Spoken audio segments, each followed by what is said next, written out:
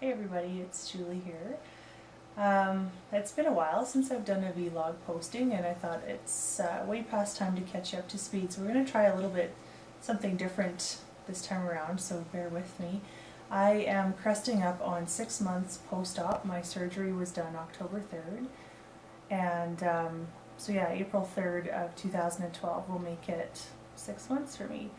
So for those of you who are just following me, very first video of mine that you've watched.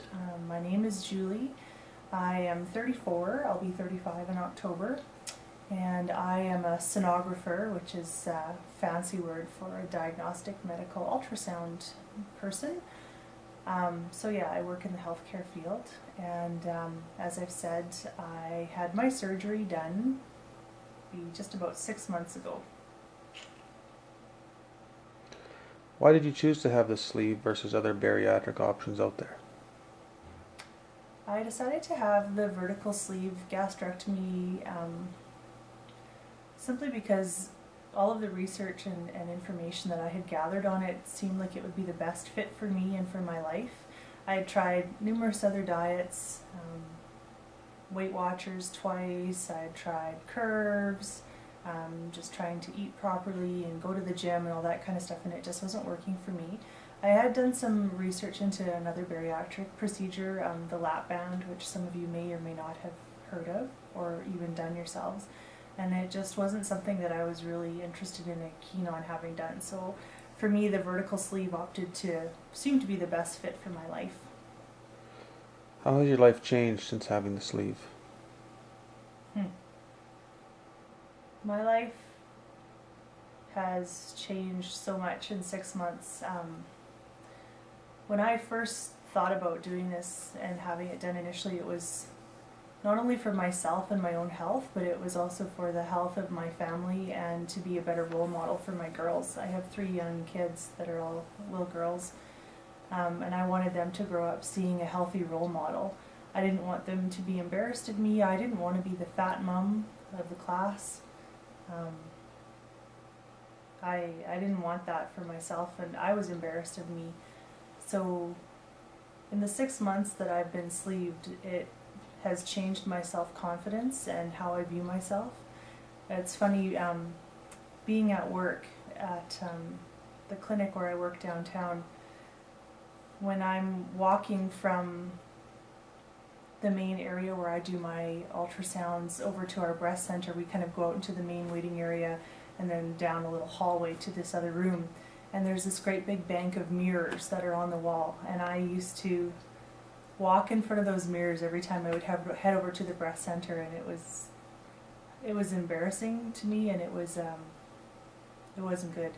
And now I'm finding that anytime I have to go over to the breast center, I don't mind taking a peek at myself in the mirror and saying, you know what, that's coming along. I feel so much better about myself. Like I said, I'm more confident, I have more energy, I don't tire as easily going up and down stairs, I can bend over to change the laundry over and not be red in the face and huffing and puffing.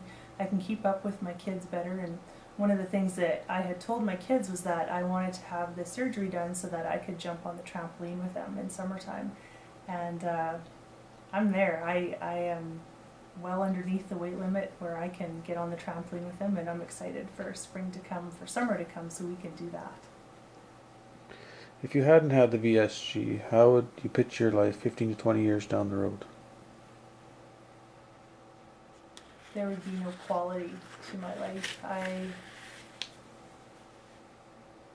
I would be ill. I've had back issues in the past, and I still struggle with some sacroiliitis in my SI joint on the left-hand side, and I know that it would be crippling. I know that my knees would really bother me. I'm certain that I would have diabetes, for sure, probably high blood pressure. I think I would become more of a recluse, a hermit. I think that my relationship with my husband would be very deeply affected. It's hard to be attractive to somebody else when you know that you're not attractive at all. You're ugly and fat, and it's hard to it's hard to make those desires come around. It would be a very shameful existence for me. I'm so glad that I don't have to go down that road. What's the biggest hardship having the sleeve? I.e., what do you struggle with the most? I think one of the main things to remember is that having the sleeve isn't the fix-all to your problems. It is just a tool, and it's a tool that is effective and a tool that works, because with the sleeve, as we've said before, the ghrelin is removed, so that crack cocaine, that hormone that gives you that constant drive to eat, it's removed. So that in and of itself makes the tool very effective, and of course your capacity is reduced, so you can't shove the amount of food in there that you could before. I mean, in support group meetings in the past, they have often commented on how your stomach can inflate to the size of a 4-liter milk jug, which that's disgusting, the amount of food you can pound in there. But that being said, it's still a struggle. This is not the easy way out. This is just, for me, the smart way out, or smart solution to my problem. My biggest struggles are still dealing with the emotional issues, the emotional eating.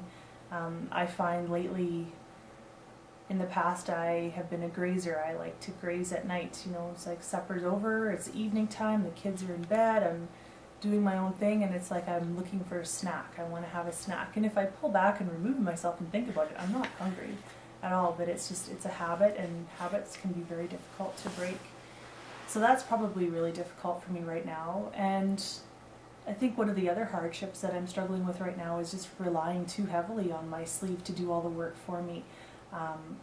You're gonna get out what you put in, literally. If you fill your sleeve full of garbage and don't exercise, it's going to take you a whole lot longer to reach your goal, and you probably will never reach your goal because you're self-sabotaging yourself. So for myself to actually do the exercise and that sort of stuff, it's been a challenge for me, but there's always an excuse for it, and I'm sure we all could find any excuse as to why you don't exercise or why you don't eat properly, but I'm hoping within the next week or two that I can get back on track and start exercising more diligently, and getting back to trying to do and train for the couch to 5K. So that's a hardship. And I think another hardship, I don't struggle with it too badly, but making sure that you do get all the fluids in, that is really key, because I have noticed that when I'm constantly drinking my water and stuff, the emotional drive and that hunger that I think I'm feeling, which isn't real, it's more pronounced and more prominent. So when I do get my water intake in, it makes a huge difference. What's the best part of going through weight loss forever?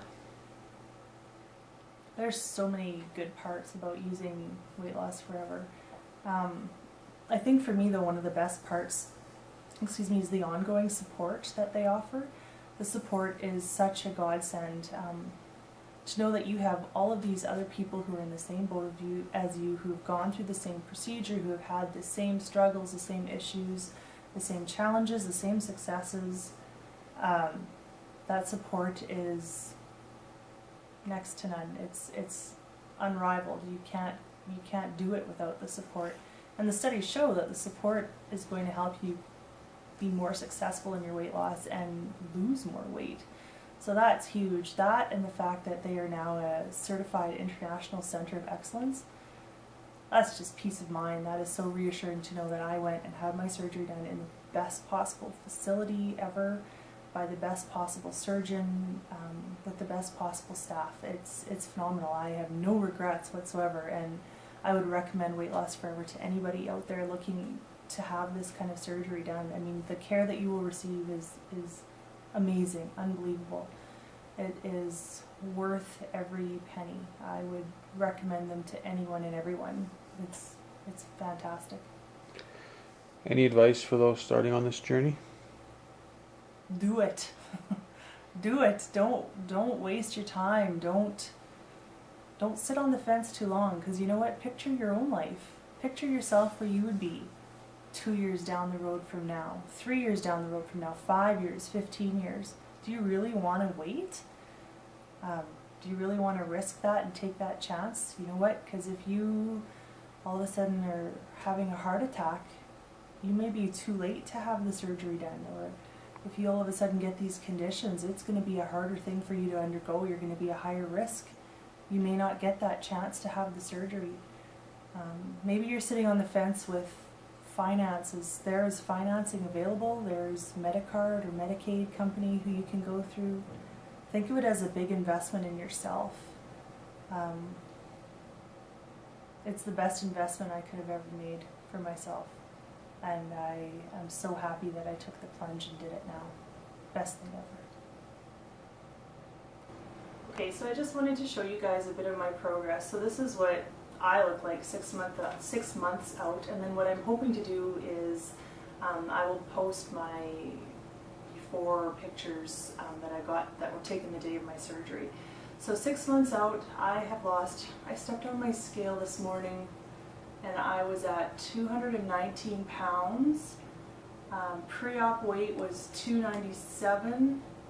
So I am sitting at 78 pounds, I believe. 78 pounds gone. Wow, that's a lot. That's pretty exciting. So this is me from the front and from the side and from the back. Cover my shirt. From the other side and from the front again.